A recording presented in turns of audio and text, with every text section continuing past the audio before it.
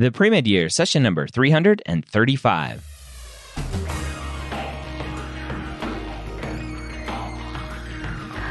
Hello, and welcome to the Pre-Med Years, where we believe that collaboration, not competition, is key to your success. I'm your host, Dr. Ryan Gray, and in this podcast, we share with you stories, encouragement, and information that you need to know to help guide you on your path to becoming a physician. Welcome to the Pre-Med Years. I hope you are having a great day. I want to thank you for taking some time to listen to this podcast today. This week, we have an amazing guest, somebody who fought through a pretty bad MCAT score, retook it, still didn't get up to what he was hoping, but still pushed forward with his applications. I get a ton of feedback from an episode that I did a while ago with NECA, which was episode 261. And NECA had a 2.7 undergraduate GPA and is now in medical school. This week, we have a great story of a student pushing through a poor MCAT score and still getting an acceptance into medical school. Let's go ahead and say hello to Austin. Austin, welcome to the Pre-Med Years. Thanks for joining me. My pleasure. Thanks for having me, Dr. Gray. When did you first realize you wanted to be a doctor? Oh, so I think it was always in my head that I wanted to do something in healthcare. My parents were both in healthcare. My mom is a nurse and my dad is an X-ray tech, but I'm not sure there was really an aha moment for me. Mm-hmm. Well, maybe there was. So I knew I wanted to do something in healthcare, and I went to my university, did my undergrad studies, and I thought I wanted to do PA at first. So I, as a freshman, decided I need to figure this out, and I shadowed a PA in the emergency department. And by the end of the night, I kind of ended up shadowing the two emergency physicians more than the PA and talking with them more. And from that point on, I was really kind of convinced, this is really what I want to do. So, make it happen. Why do you think you were initially interested in PA school?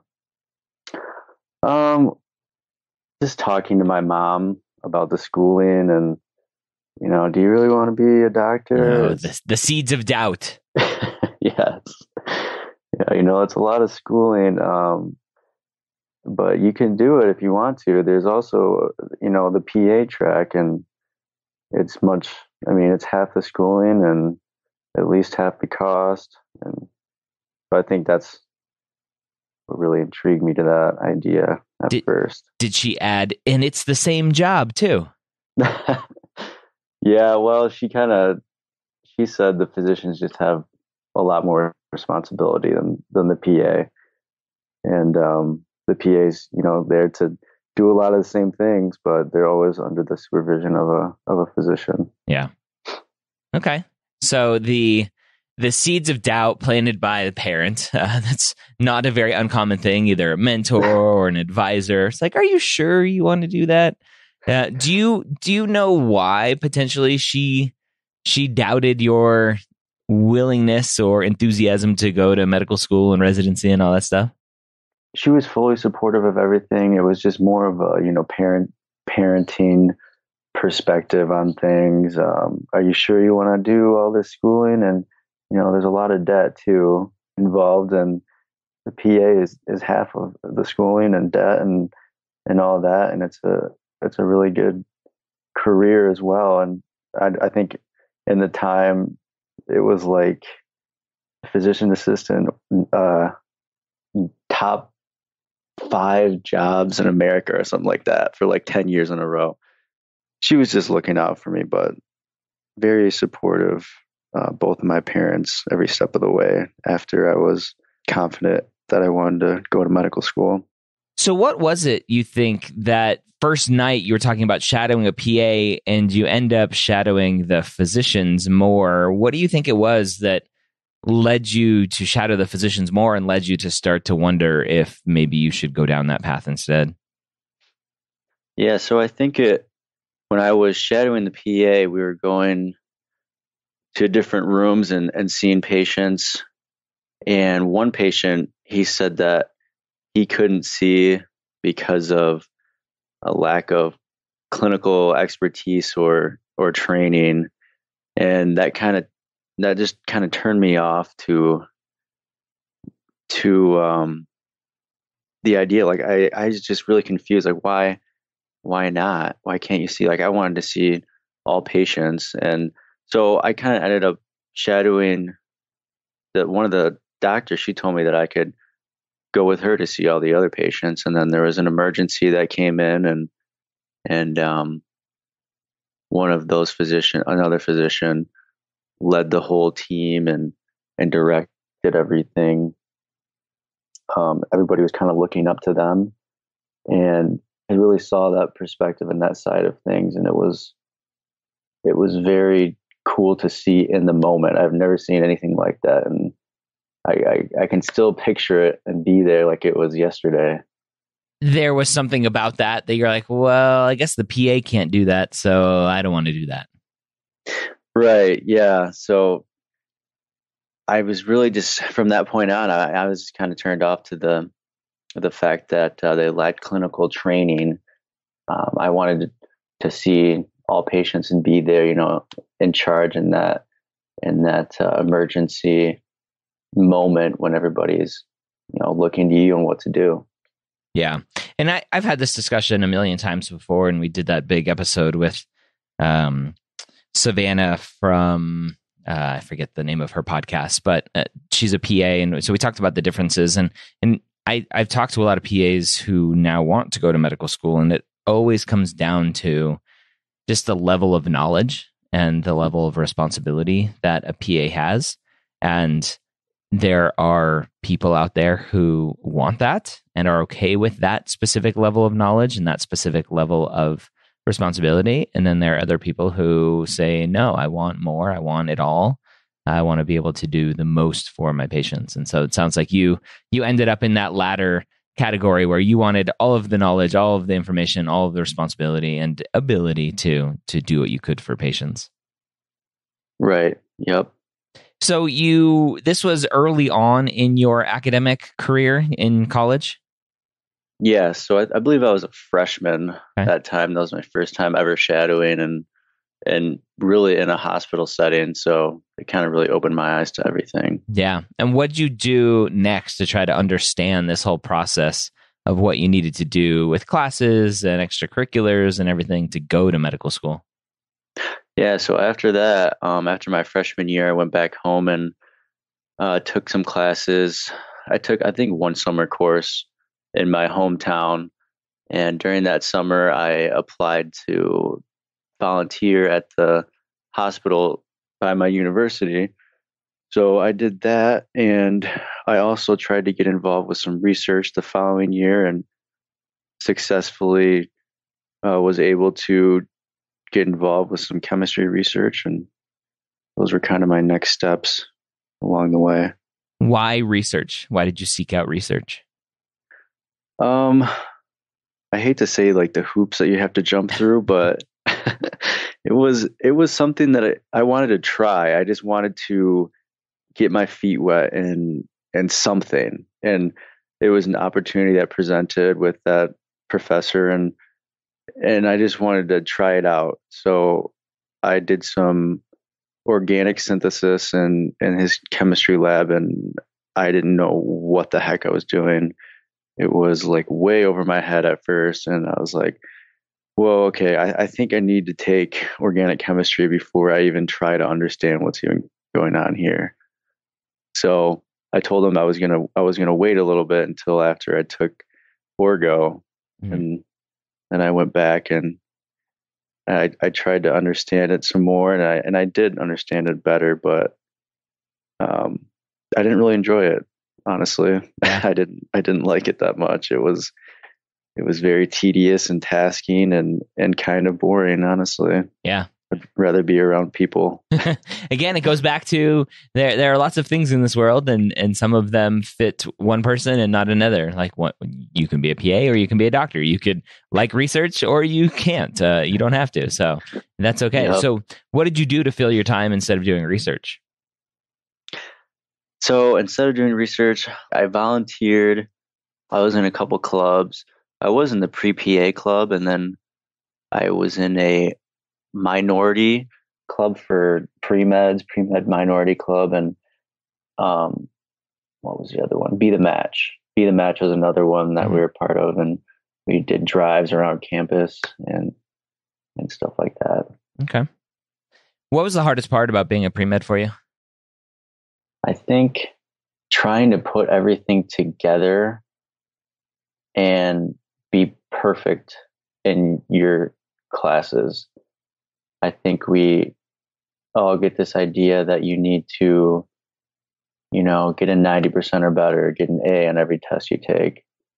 But it really doesn't need to be like that. Everybody's not perfect. I've got plenty of B's, even a C once in Orgo 2. And I think it's just this idea of trying to be perfect, and it kind of drains you. Yeah. Yeah, it really does take a lot out of you as you try to live up to this standard that's impossible to meet, and that is not needed. There's this perpetuated myth online that you have to be a perfect 4.0 student and a 520 plus MCAT score to get into medical school. And I think you and many other of the guests on this podcast continue to prove that it's just not true. That's not what medical schools are looking for. Right. Yep. Let's talk about the MCAT. Seemed to be a kryptonite for you. Let's talk about your MCAT prep. How did you go about preparing for the MCAT? So the first time I took it, I was right out of undergrad, and I had just finished finals, and I moved back home, and I was like, okay, finals are done. Tried to get the best grades possible, finish on a strong note, and then I wanted to study for the MCAT. So I moved home, started studying for the MCAT. Like, oh, it won't be too bad. I'll study for a couple months and then take it, and should be all right. And then try and get everything together and apply. And I totally underestimated the MCAT.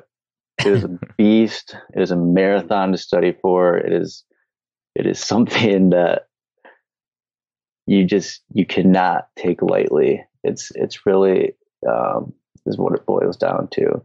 And I got a terrible score. I couldn't even apply with the score that I received. And it was much lower than my practice exams too. I was getting up there around 500, and I was like, oh, okay, well, I heard that these practice exams are harder than the actual thing, so why not? Let's go take it. And I did terrible. Yeah. Why? Let's talk first about why you decided to delay the MCAT until after you graduated. I think I just felt like I wasn't really in a place to be studying. I don't know.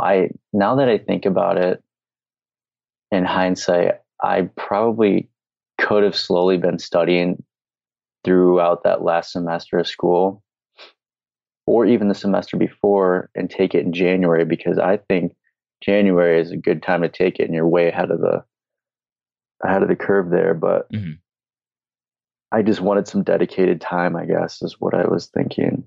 Okay. Was there some fear there? Like, like this is going to take way too long to study. Although it seems like even if you did respect it somewhat, you still didn't respect it enough because it still snuck up on you. Right. Yeah, it was a brutal awakening.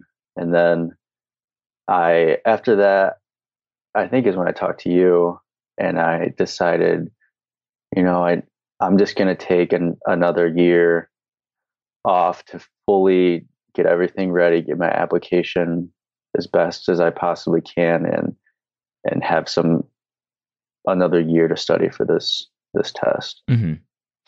Were you trying to like crush the MCAT to make up for poor grades? What was your thought on what you were trying to shoot for?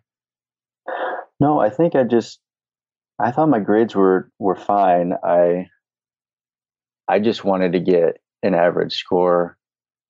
Honestly, I just wanted to do well on it, have a solid application and a solid chance. And also in that extra gap year, I wanted to get some clinical experience because I felt that I really needed that, the hands-on experience. I had volunteered, but it was really nothing compared to what I do now. What do you do now? So I'm a nurse tech at a cardiothoracic post-surgical progressive care unit. It's a really long name. So we get heart and lung transplant patients that come up from the ICU and also open heart and lung patients that are coming up from the ICU and recovery, and we care for them. And it's incredibly important, I think, to get this exposure before you go into medical school. I remember my first week or so on the job thinking, I don't know anything and I want to go to medical school, like this is just totally eye-opening. What do you think it was about that experience that will open your eyes or help you for medical school or maybe even your applications? It was just seeing patients at their worst. These surgeons are operating on them to literally add years to their lives. These patients are very sick coming in and they need to get operated on, and seeing them on the other side of the operation, they're in all this pain, and you learn so much about pain control and post-surgical care and what happens when these patients go home. When are they okay to go home? When do you send them back down to the ICU because they're not doing well? And all of that together, working with the nursing staff, the physical therapists, the occupational therapists, it's one big team. And it's really important to get that understanding. And I think it's really important to understand the nursing side of things, especially when you're going to become a physician. And, these nurses are incredibly important. You wouldn't be anywhere without the nursing staff. You mean they're not sitting around playing cards all day long? No card games. Oh. Never seen it. Oh man, that senator is in some hot water with the nursing associations, but that's another podcast. So you took the MCAT one time, you underestimated it, you got your score back. What did you figure out, or what did you work on to try to improve your score the second time? So the second time I got a plan down, written down, this is what I'm going to study these days, because I work 12-hour shifts. So I did 3 a week, and then I had 4 days off a week. So every day off, I would have a section I would study for. So, one day is Chem Phys, one day is all cars, one day is going to be Psych Soc and Biochem. And I just broke it down like that and slowly developed a plan. And what really helped me was the AAMC material. I think that's incredibly important. Even if you wanted to just study that alone, that would help you tremendously, because it's the actual exam writers. Yeah, it's the company that makes the test. It's always the gold standard to go to them. Right. How many practice tests do you think you took? Oh, at least 10 to 12. Yeah. Lots. A lot. And so what were your test scores looking like compared to the first time you took the test? They were getting better. There was a certain point where I was in, the 490s and realizing I need to really do something here, because this isn't going to cut it. I need to increase the score. So I think the last 2 months, I really just bared down. And I mean, I was waking up before work, 4 a.m., doing cars passages, doing double AMC passages, coming home from work, doing it until 10 o'clock. And I mean, every day off, it was all day. So I think just bearing down, it helped my score improve to where I wanted it to be. It was 490s, high 490s. And then the last two exams, I was in the 500s, 504, I think was the highest score that I received. Yeah. And then test day comes and you get your score back and it's not where you wanted it to be. Yep. Talk about that. Second test looked like you were improving and then you get your score back and it wasn't where you wanted it. Yeah, so that was pretty devastating. It was. I remember looking at the score and thinking, well, wow, all that time, it just wasted. But thinking back, I should have pushed it back, 1 or 2 months still, because you want to overshoot the MCAT. You don't want to undershoot it. And what I mean by that is having your score, thinking you're going to do better on test day. Yeah. Because a lot of times, there's nerves, and that's ultimately what I think just killed me in the exam. It was very nerve wracking. I knew I had a lot on the line. It was the second time taking it. And I knew this was it because I already sent my application in. Mm-hmm. It's interesting. A lot of students will go into that second exam, or at least prepping for that second exam, thinking, "Oh, I've seen the test, right? I've taken the test once for real, so the second time I'll be less stressed." And for some people that may play out, but for many others like yourself, it's like, well, I've taken it once. Everything is on the line now, especially if you've turned in your application already. And then it's like all of the pressure is on this one test day. And so the stress levels are even higher than the first time. So what score did you get? Are you comfortable talking about that? Yeah. So I got a 496. I got a 125 in Chem Phys, a 123 in Psych Soc, a 125 in Biochemistry, and a 123 in Cars. Okay. Yeah. So the science sections helped you, and the non-science sections hurt you. Right. So it was pretty much boiled down to what I focused more on leading up to the test day, because I was nervous about the sciences because they were the hardest for me on the practice exams, and I thought Psych Soc was going all right. I was getting 127s pretty frequently between test day and up before it, and 123 in Cars. I expected that. Okay.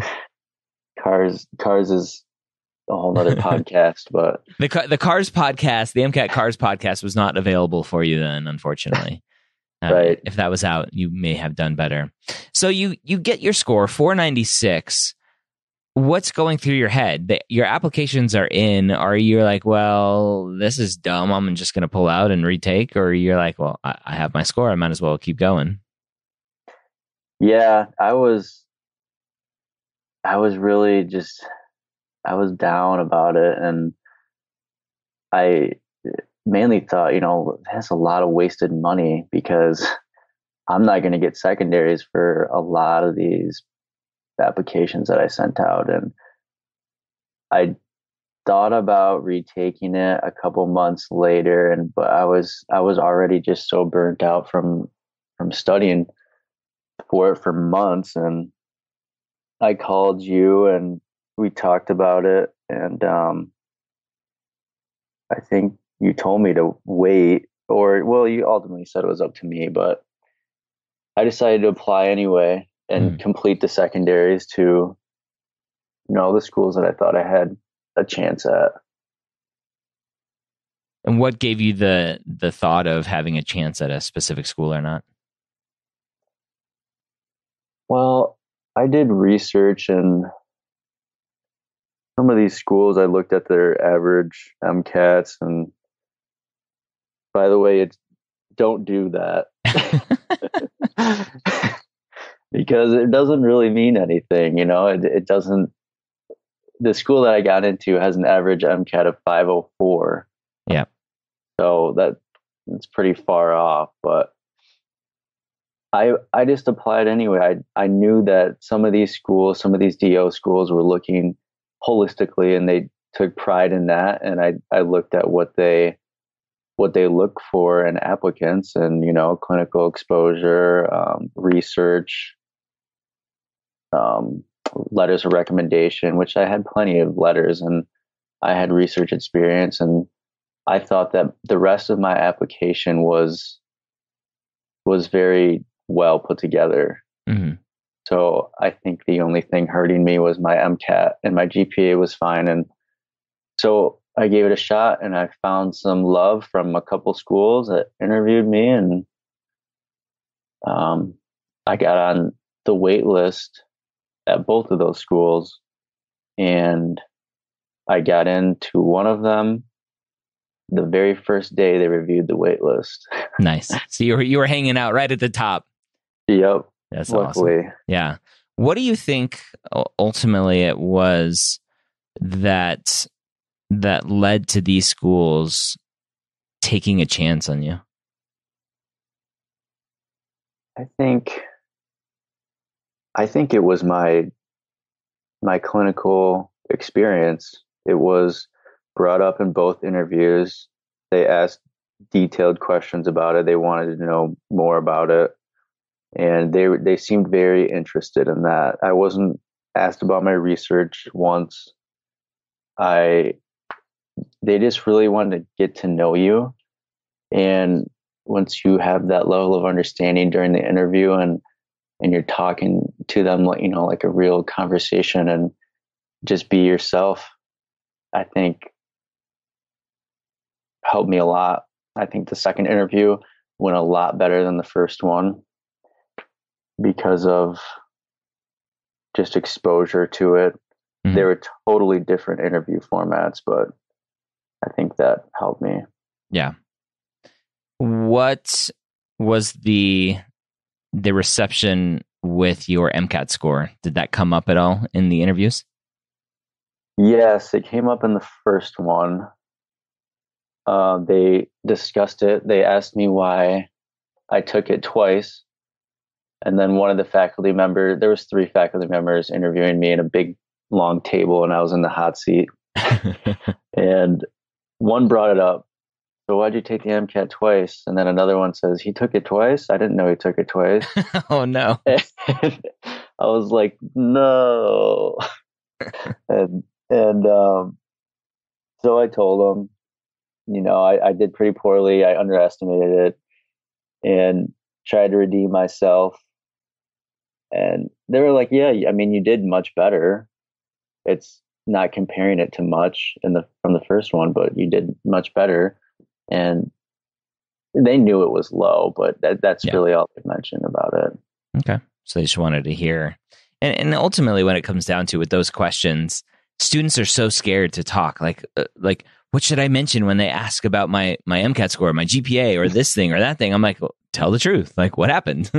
What did you learn from it? How did you move forward? That's all they care about is that you have the self-awareness enough to go, yep, I screwed up. I didn't put in enough effort, or whatever happened, and I learned from it, and I moved forward, and you got a better score. So they can see that you obviously learned from that mistake.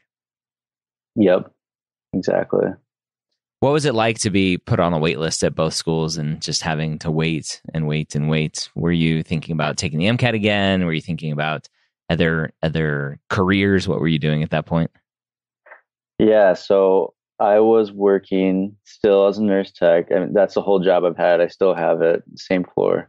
And I honestly thought I was going to get into that first school. I really did. I thought it went well. towards the end, and I thought it ended very well. And I was put on the wait list. So I started preparing better for the next one. I bought your interview platform, and I was like, all right, multiple mini interviews. Let's prepare for this. And I went into that interview, and it was better. I liked the multiple mini interviews. I think it was fun. I think it's a good chance to show yourself to different people. And after that one, I thought it went the same. But then I got put on the wait list, and I was just about ready to start studying for the MCAT January. So I was going to start studying again January. I don't even remember the date. It was like January 20th. I wanted to wait because they let me know that they were going to review the wait list for the first time, January 17th or 7th or something like that. And I was at work, and I got a phone call, and I read it on my watch, and I was in a patient's room, and I saw 317 area code, and luckily there was another nurse in there with me.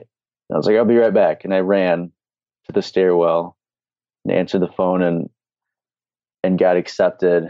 And it was a giant weight off my shoulders because I was just about ready to start studying for the MCAT again. And that is not an exam I wanted to take again.